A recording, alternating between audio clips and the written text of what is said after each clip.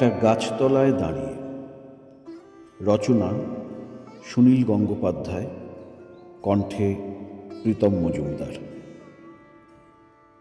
রবীন্দ্রনাথ সঠিক বলে গিয়েছিলেন, রামের জন্মস্থান কোথায়।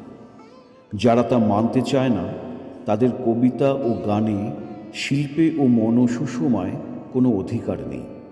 যারা পুতুল দেবতা মানে না, তারা ভুলে যায় মসজিদ, গির্জা, গুরুদুয়ারগুলিও আসলে পুতুল।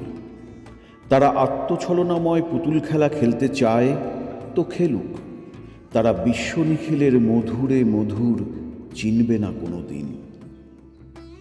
এতগুলো শতাব্দী গড়িয়ে গেল, মানুষ তবু ছেলে মানুষ থেকে গেল, কিছুতেই বড় হতে চায় না।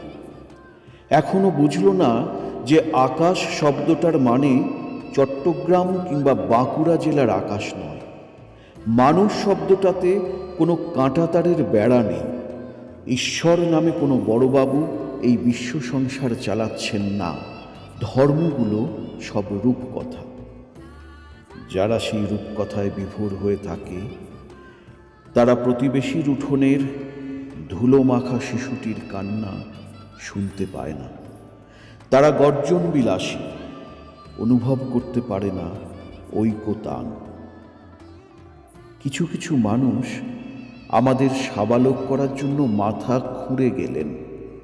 তাদের বড় বড় ছবি ঝোলানো হয়, আসলে গ্রাহ্য করে না কেউ। আয় কানাই, আয় কামাল, তোরা আয়। পৃথিবী ভর্তি বুড়ো খোকাদের পাগলামি দেখে আমরা একটা গাছতলায় দাঁড়িয়ে হাসাহাসি করি।